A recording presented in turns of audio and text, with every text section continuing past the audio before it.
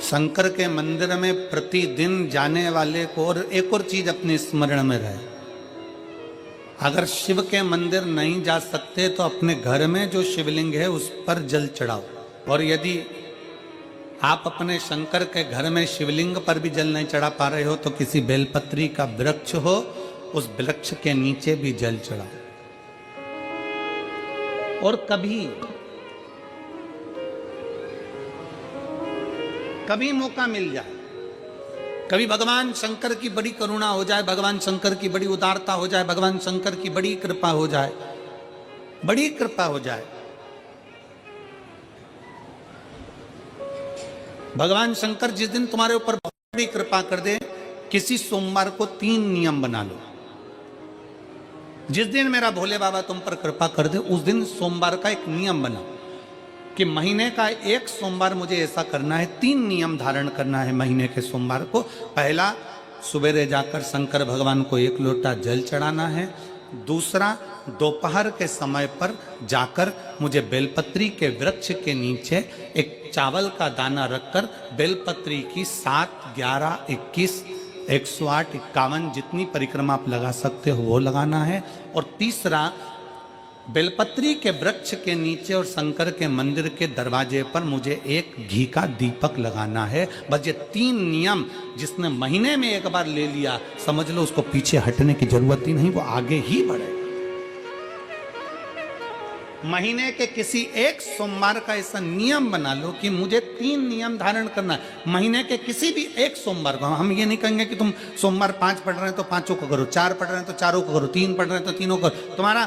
तुम तो महीने का एक सोमवार का नियम बना। और मेरी जीजियों से, मेरी बेटियों से जो विदेश में रह रही हैं, जो कहीं बाहर रह रही हैं, कहीं बड़े शहर में रह रही हैं, जो रोज मंदिर नहीं जा सकते, हर किसी महीने के एक सोमवार को भी ये नियम निर्धारण करते, तो उनसे कहेंगे कि 3 महीने में एक सोमवार का नियम बना लो। 3 महीने में नहीं बना सकते तो 6 महीने में एक सोमवार का नियम बना लो। और 6 महीने में नहीं बना सकते तो 1 साल में एक सोमवार का ऐसा नियम बना लो कि मैं साल का एक सोमवार ऐसा रहूंगी कि सुबह सोमवार के दिन मंदिर में जाकर जल चढ़ाऊंगी, दोपहर में जाकर बाबा को एक अक्षत का दाना रखकर, अक्षत का मतलब है कि बाबा मेरी दिनों दिन उन्नति करना। बेलपत्री के वृक्ष के नीचे जो अक्षत रखा जाता है वो उन्नति के लिए रखा जाता है। शंकर के शिवलिंग पर जो अक्षत रखा जाता है वो रोग मुक्ति के लिए रखा जाता है। अशोक सुंदरी पर जो अक्षत रखा जाता है वो संतान प्राप्ति के लिए रखा जाता है। षडानंद कार्तिकेय की ओर जो अक्षत रखा जाता है वह हमारे बच्चों की सुख समृद्धि के लिए रखा जाता है। विनायक की ओर,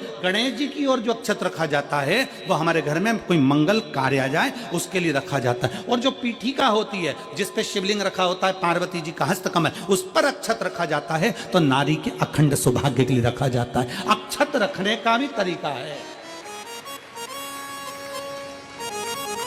एक चावल का दाना कहाँ रखा जाता है, क्यों रखा जाता है, कैसे रखा। अब कई लोग कहते हैं गुरुजी ये शिव महापुराण में आप ये नियम बताते हो, तरीका बताते हो। हम तो उनसे कहेंगे डॉक्टर के पास जाओगे तो डॉक्टर भी गोली लिखकर ये नहीं कह देगा कि ये सारी गोली एक साथ खा जा।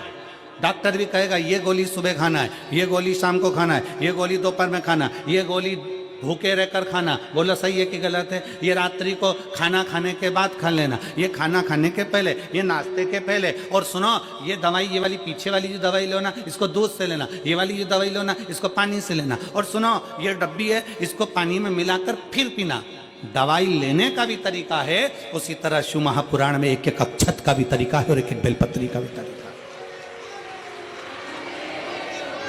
अब मान लो कई लोग कहते हैं गुरुजी आप ये तरीका बताते हो शिव पुराण के माध्यम से, कई लोगों के मन में संशय जागता है, तो अगर हम एक साथ चावल चढ़ा दे तो उसका क्या तरीका है? तो हमारा निवेदन है डॉक्टर जो दवाई ले एक ही बार में निपटा जाए, एक ही बार में खा ले। दवाई एक बार में पूरी खा गए असर नहीं करेगी, इसमें डॉक्टर का कोई दोष नहीं है। उसने तो बताया था ऐसे लेना, ऐसे लेना। और तुमने मैं डॉक्टर साहब ने पूछा दवाई पूरी ली, शाम की दवाई भूल गई थी, सवेरे की दवाई भूल गई थी, ये दवाई भूल गई थी। डॉक्टर कहेगा हमने तो नियम बताया था, तुमने नहीं खाई तो असर कहाँ से करेगी? तुम असर कब करती है? जब हम पूजन के तरीके को जान जाएं, जब हम अर्चना के तरीके को जाएं। आप साल भर का एक सोमवार निकाल लो, 6 महीने का एक सोमवार निकाल लो, 3 महीने का एक सोमवार निकाल लो, महीने का एक सोमवार निकाल लो, अपने से दिल में बन जाए तो एक सोमवार ऐसा निकालो जिसके 3 नियम धारण हो। पहला, उसी सोमवार जिसको कर रहे हो उस दिन सुबह जल चढ़ाना। दूसरे, दोपहर के समय पर जाकर बेलपत्री के वृक्ष के नीचे एक चावल का दाना रखना। और परिक्रमा बेलपत्र की जितनी तुमसे बन जाए, जितनी तुम्हारे शरीर की कैपेसिटी हो, जितना तुम्हारा शरीर चलते बन जाए। हम तो ये भी नहीं कहते कि तुम भूखे रहकर भगवान का भजन करो, हम कभी नहीं कहते। हम तो यहां तक कहते हैं, हमारे पुष्टि मार्ग में यहां तक कहा गया कि वल्लभ कुल की एकादशी करो, भले बकरी जैसे चरो पर एकादशी करो। हम तो यहां तक कहते हैं कि बहुत समय से कल मेरी एकादशी है, एकादशी है, एकादशी है, एकादशी है, पूरे घर को हिलाकर रख दिया, एकादशी है, एकादशी, एकादशी है। बहू टेंशन में, बेटा डिप्रेशन में, पति पपीता ला ला के, सेव फल ला ला के, मूंगफली का दाना ला ला के, काजू कतली ला ला के, सेव फल ला ला के, और सारा सामान, साबूदाना और खिचड़ी और ना चिप्स ना जाने क्या क्या ला ला के, बेचारा पति एकादशी आती है वो नौमी से चिंता में पड़ जाता है।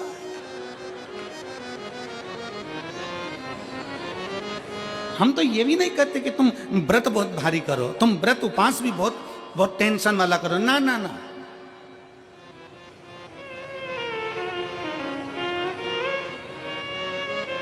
अपने को व्रत उपास भी इतना बहुत बहुत भूखे रह रहे हो, बहुत प्यासे रह रहे हो, और मालूम पड़े कि भगवान हमें मिलेगा, भगवान हमें मिलेगा। भगवान कहता है कि देख भाई, मैं भी भूखा नहीं रहता, तू भी भूखा मत रहे, मैं भी चकाचक रहता हूँ, तू भी चकाचक रहे, मैं भी अपने। और भगवान शंकर तो ये भी कहते हैं कि अपना परिवार भी मत छोड़ो। मेरे पास में पार्वती भी, एक ही देवता है जो विद फैमिली मंदिर में बैठता है। शंकर जी हैं तो पार्वती जी है, तो गणेश जी हैं, तो कार्तिकेय जी हैं, तो नंदी है, सब मंदिर के अंदर चाहिए। शंकर भगवान अपने पूरे परिवार के साथ। शंकर जी तो ये कहते हैं अकेले तुम क्यों रहते हो। शिव जी की एक बात अपने ध्यान में रखना, कितनी सुंदर बात है शंकर भगवान की, बहुत ध्यान में रखिएगा। आप जौहरी नहीं हो, हीरे को नहीं परख सकते। हम भी जौहरी नहीं है, हम हीरा को नहीं समझ सकते। पर भगवान शंकर ने पृथ्वी पर जिसको जन्म दिया उसको जौहरी बनाकर पैदा किया है, उसको जौहरी बनाकर भेजा है कि आप भले हीरा को न समझो चलेगा, पर अपने नजदीक में कोई दुखी है तो उसकी पीड़ा को जरूर समझना। भगवान शंकर कहते हैं उसकी पीड़ा का स्मरण।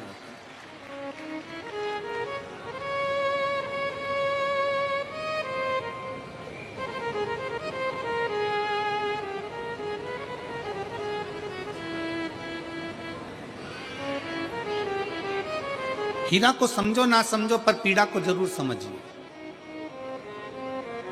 किसी के दर्द को जरूर समझिए, किसी के दुख को जरूर समझिए, किसी की तकलीफों को जरूर समझिए। हम भी तो अपनी जिंदगी में एक नियम बना सकते हैं कि मैं श्री शिवाय नमस्तुभ्यम का जाप करूंगी। मेरी कॉलोनी में कोई शंकर जी का मंदिर है, हम 5-10 महिलाएं प्रत्येक सोमवार को 10 मिनट बैठेंगी। शाम के समय प्रदोष काल में 6 बजे 6:30 बजे बैठेंगे, 6:45 बजे 15 मिनट बाद उठ जाएंगे, श्री शिवाय नमस्तुभ्यम का जाप करेंगे, शंकर जी को भोग लगाएंगे। अगर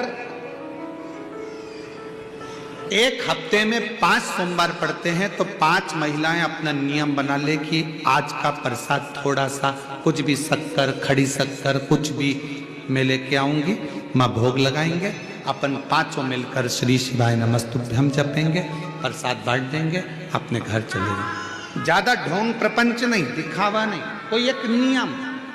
हमारे नजदीक में शंकर जी का मंदिर है, हफ्ते में एक बार नियम बनाएंगे, उस मंदिर में सफाई करेंगे। हफ्ते में एक बार नियम बनाएंगे, अपने नजदीक के शंकर के मंदिर को साफ करेंगे, क्लीन करेंगे। एक नियम अपने अंदर बनाओ शिव के प्रति।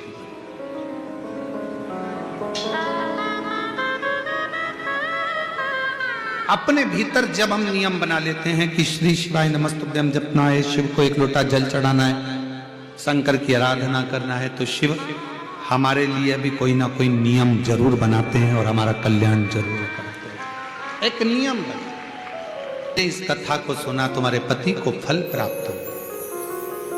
कलिकाल में संसार में जो शिव महापुराण की कथा को सुनता है, श्रवण करता है, करवाता है, बाँचता है, सुनता है, वो जितने जीव इस कथा को श्रवण करने आते हैं, केवल उनका ही नहीं, उनकी 71 पीढ़ी का कल्याण शिव पुराण की कथा कर। रोज पशुपतिनाथ का व्रत करते हो आप, 16 सोमवार का व्रत करते हो आप, संकट सोमवार का व्रत करते हो आप, शिवरात्रि का व्रत करते हो, सोमवार की अष्टमी का व्रत करते हो।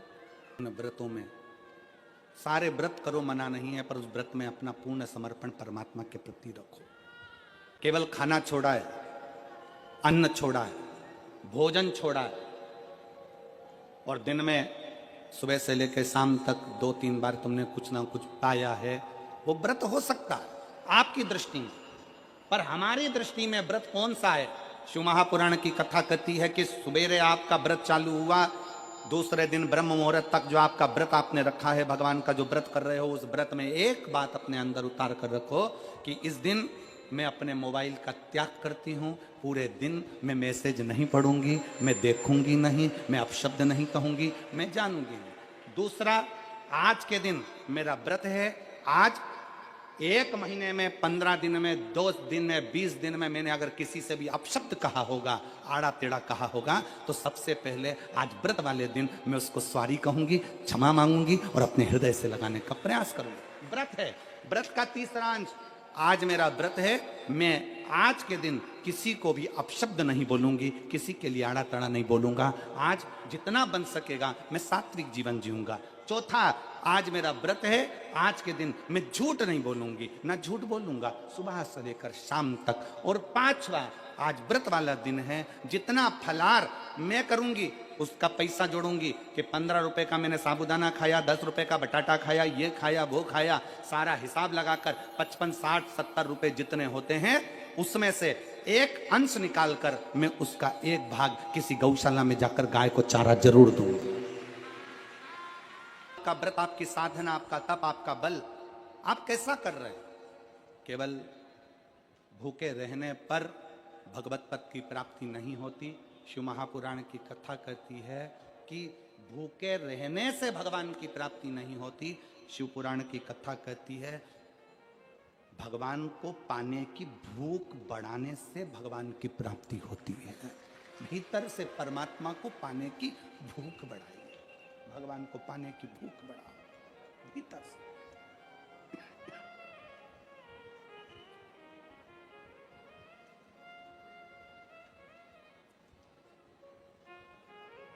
व्रत करो, मना नहीं, तप करो, मना नहीं, साधना करो, मना नहीं, पर उस तप साधना में, व्रत में परमात्मा को पाने की ललकता हो आपके भीतर, भगवान को पाने की ललकता हो आपके भीतर, भगवत पद को पाने की ललकता हो आपके भीतर, तो भगवान। हाँ, पुराण की कथा एक बड़ी सुंदर बात कहती है, व्रत आप करते हो, उपास आप करते हो, नियम आप लेते हो, पूरा किसको करना पड़ता है? तुम्हें नहीं।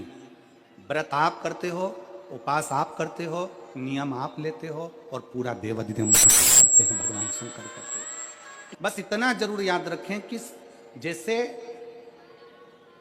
कुछ प्राप्त हो भी गया तो शिव को धन्यवाद देकर शंकर के दरवाजे पर जाते रहना, यह हमारा कर्तव्य है।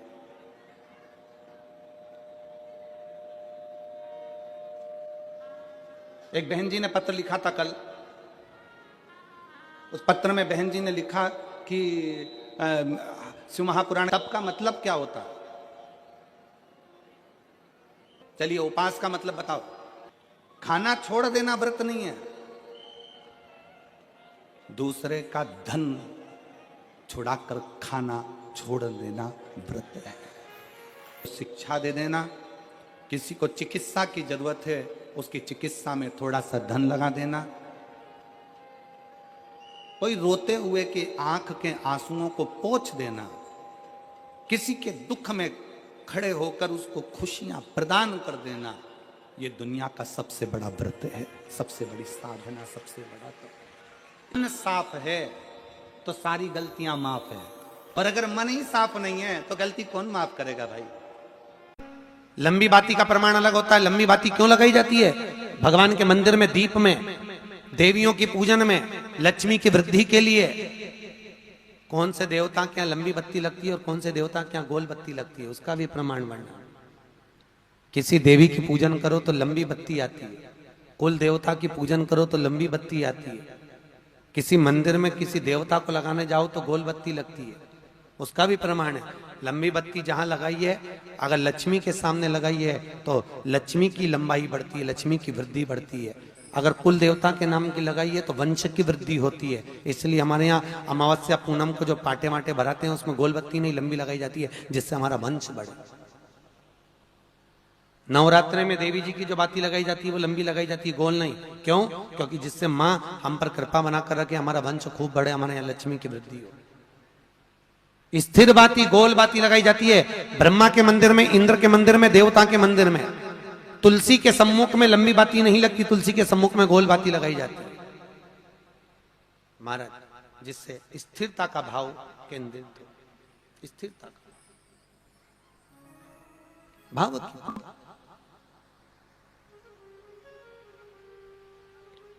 पीपल के वृक्ष के नीचे कभी लंबी बाती नहीं लगती, बड़ के पेड़ के नीचे कभी लंबी बाती नहीं लगती, आंवले के पेड़ के नीचे कभी गोल बाती नहीं लगती। आंवले के वृक्ष के नीचे लंबी बाती लगना चाहिए। धन की वृद्धि, सुख समृद्धि।